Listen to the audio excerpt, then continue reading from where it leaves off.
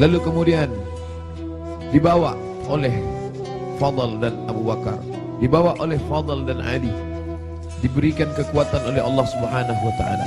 Nabi naik ke atas mimbar tepat pada hari Rabu. Hari Rabu terakhir. Kamis, Jumat, Sabtu, Ahad, Senin. 5 hari menjelang meninggal. Nabi naik ke atas mimbar. Sampai di atas mimbar, apa kata Nabi sallallahu alaihi wasallam? Man kuntu jalattu lahu dhahran. Siapa yang pundaknya pernah aku cambuk.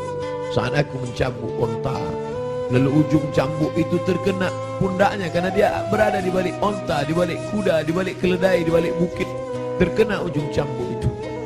Lalu dia merasa sakit hati. Tapi dia tidak mau menuntut karena dia segan. Karena aku seorang Nabi. Man kuntu jalattu lahu dhahran. Siapa yang pundaknya pernah aku cambuk, hadza dhahri, ini pundakku. Ini pundak Muhammad. Falyastaqit minhu, silakan balas. Sahabat semua terdiam. Sahabat tahu masa-masa perpisahan itu pasti akan datang. Nabi minta maaf. Siapa yang kulitnya pernah aku sakiti, ini pundakku, silakan balas. Semua sahabat terdiam. Man kuntu syatamtu lahu irdan. Siapa yang pernah cakapku kasar, menyinggung perasaannya. Man kuntu syatamtu lahu irdan. Siapa yang pernah aku caci maki, andai datang keluar kata-kata kasar dari lidahku, lalu kemudian hatinya tersinggung, hadza irdi, ini harga diri Muhammad. Falyastaqit minhu, silakan balas. Semua sahabat terdiam. Tak ada sahabat yang ingin membalas. Mereka mengikhlaskan semua. Andai pernah tercambuk pundak mereka, ya Rasulullah, jangankan pundak, nyawa kami berikan untuk kau. Saat gigimu patah, saat pelipismu berdarah, sahabat menghunuskan pedang di tengah pasukan berkobar pada perang Uhud. Mereka masuk, dijamin pasti 99,9% akan mati. Mereka memberikan nyawanya untuk Nabi Muhammad sallallahu alaihi wasallam. Abu Bakar Siddiq, hartanya, emasnya sampai berbungkal dia berikan untuk biaya hijrah. Jangankan nyawa, jangankan harta, semua kami berikan untuk ya Muhammad.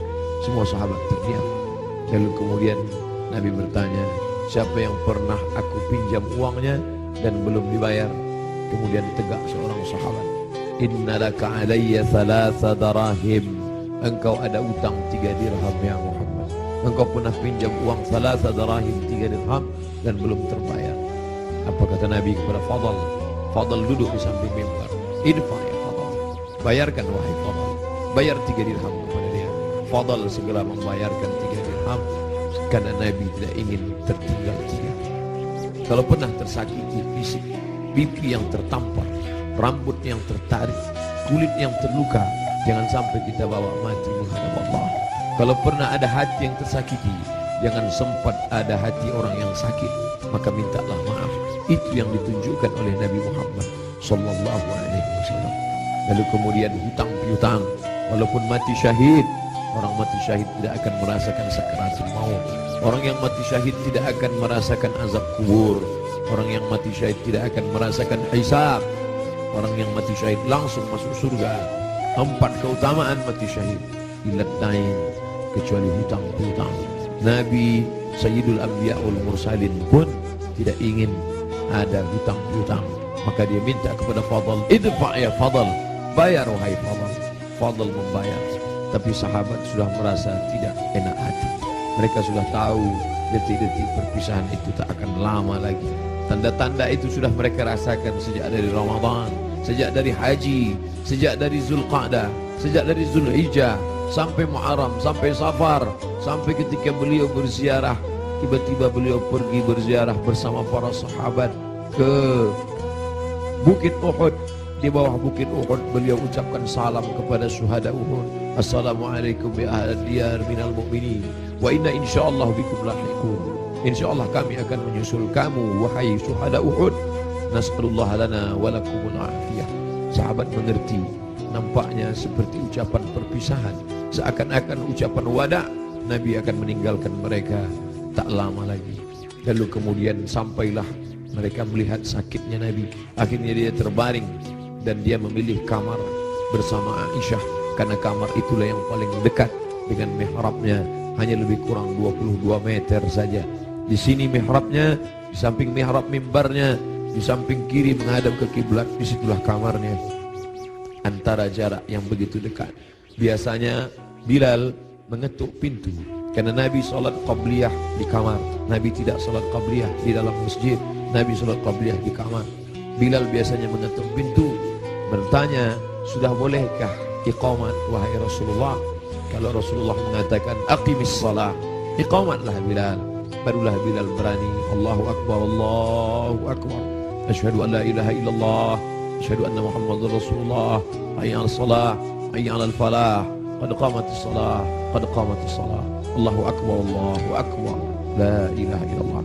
Tapi hari itu tidak ada signal dari Nabi, karena Nabi berada di kamar. Dipapah pun tak juga sanggup berdiri. Sampai akhirnya datanglah Sayyidatuna Fatimah masuk ke dalam kamar Nabi sallallahu alaihi wasallam. Nabi membisikkan sesuatu ke telinga Fatimah. Fatimah tersenyum. Nabi membisikkan sesuatu ke telinga Fatimah. Fatimah bersedih. Kelihatan dari raut wajah Fatimah ada sesuatu yang tidak menyenangkan. Nabi berbisik sesuatu ke telinga Fatimah. Fatimah tersenyum. Di saat yang sama terlihat wajahnya seperti gembira mendengar sesuatu. Setelah itu berlalu, lalu Aisyah bertanya kepada Fatimah, apa yang dibisikkannya wahai Fatimah? Kata Fatimah, tak lama lagi saya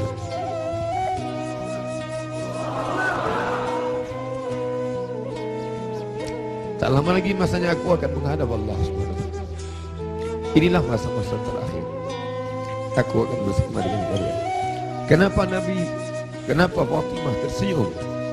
Karena Nabi berbisik, engkau adalah orang pertama yang akan menyusul di antara keluarga. Engkau adalah orang pertama yang akan bersama dengan engkau. Engkau adalah orang pertama yang akan menyusul aku dari keluargaku. Ucapan Nabi itu benar. Tidak ada yang lebih daripada itu. Bahwa setelah Nabi SAW meninggal 6 bulan lamanya, tak lama, hanya 6 bulan saja setelah itu, Sayyidatuna Fatimah menyusul Nabi Muhammad sallallahu